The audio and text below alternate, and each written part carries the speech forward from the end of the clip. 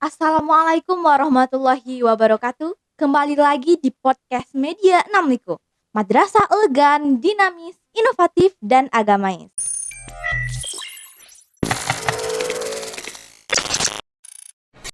Kali ini bersama saya Anabel, saya akan berbincang-bincang dengan Bapak Kepala MTSN 650 Kota. Mari kita sambut Bapak Haji Nur Ali SAG MMPD.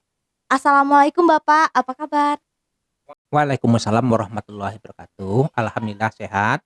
Baik sahabat, kali ini kita akan berbincang-bincang yang seru nih dengan Bapak Kepala Madrasah. Nah, Bapak, boleh Bapak ceritakan Pak sedikit perjalanan Bapak di masa kecil? Mungkin ada yang seru atau yang sama dengan kami supaya kami juga termotivasi Pak. Baik, Bapak akan jelaskan sedikit tentang sejarah dari pendidikan Bapak mulai dari SD. Waktu Bapak di SD itu sama dengan anak-anak Bapak seluruhnya itu 6 tahun. Kemudian setelah itu Bapak lanjutkan ke tingkat sanawiyah. Tingkat sanawiyah itu sama juga dengan anak-anak Bapak seluruhnya. Tapi waktu itu Bapak pergi ke sekolah itu menuntut ilmu pengetahuan dengan kekuatan-kekuatan yang ada pada kita. Akhirnya ada yang rintangan-rintangan.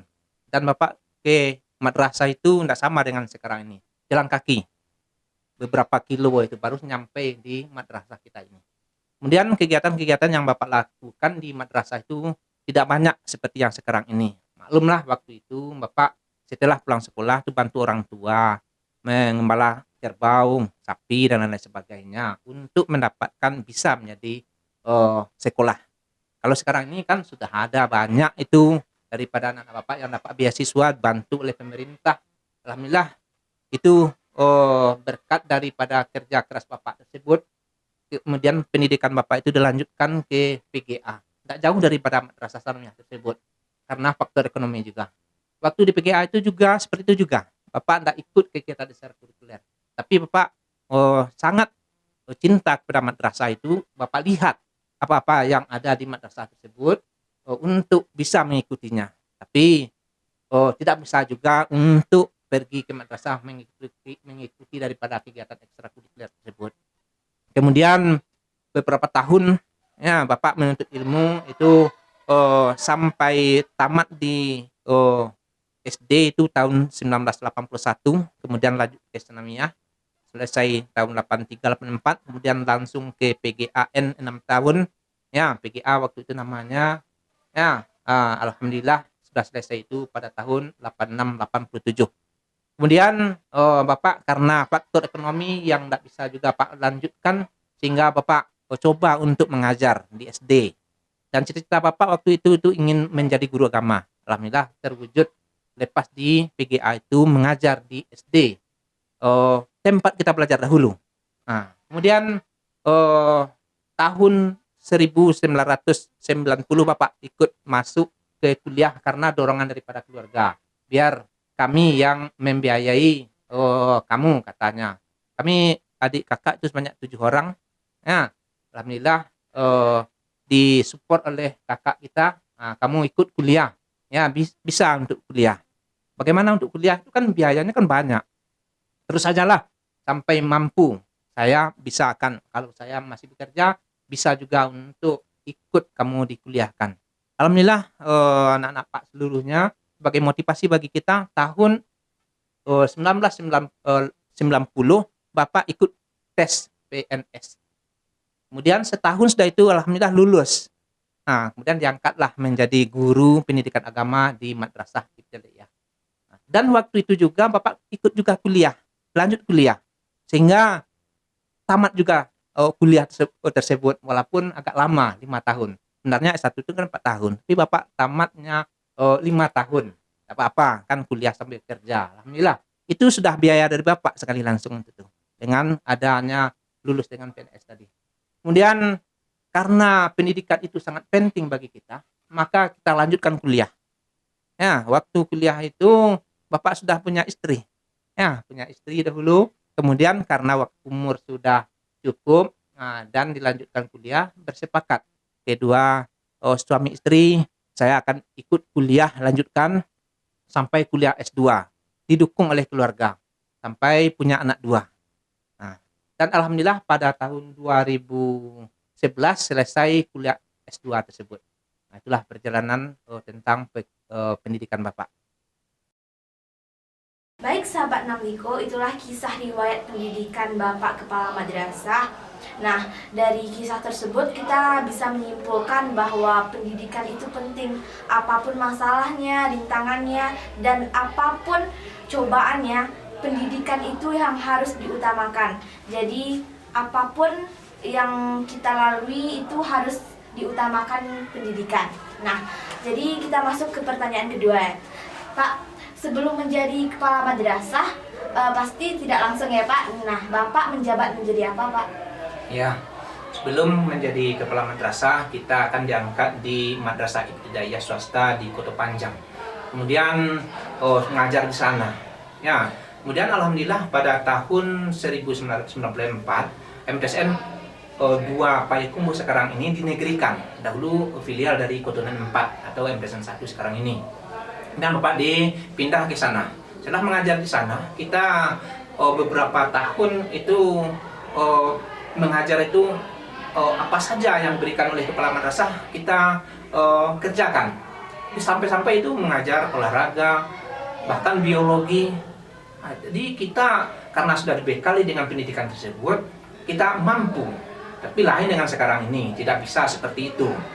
Ya, sekarang harus linear. Kalau mengajar IPA harus guru IPA, mengajar PAI wajib guru PAI, mengajar bahasa Indonesia tetap bahasa Indonesia. Nah, tapi pada waktu itu belum lagi seperti sekarang ini.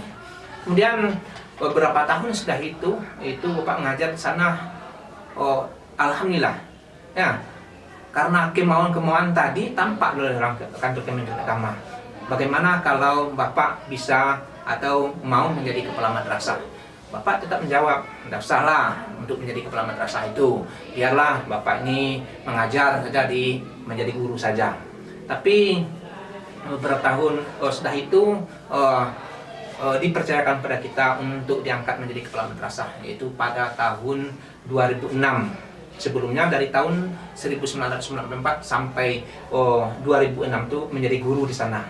Menjabat jadi waka kesiswaan, waka kurikulum, waka humas dan lain sebagainya sudah kita lalui, sudah berpengalaman. Nah, itu sebabnya orang Kementerian Agama meminta kepada kita, maukah menjadi kepala madrasah? Tetap kita jawab tidak salah.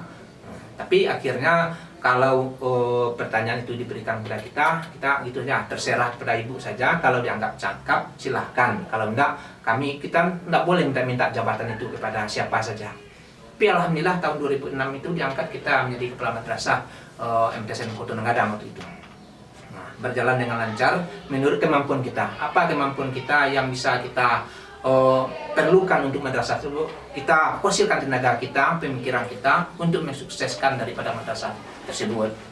Kemudian sudah beberapa tahun pula di sana. Pada tahun 2011 ya dimutasikan kita. Nah, karena risiko dari PNS itu kan itu mutasi, rotasi dan lain sebagainya itu sudah biasa. Nah, yaitu dimutasikan ke MTSN 3 50 kata atau MTSN Tanggung waktu itu.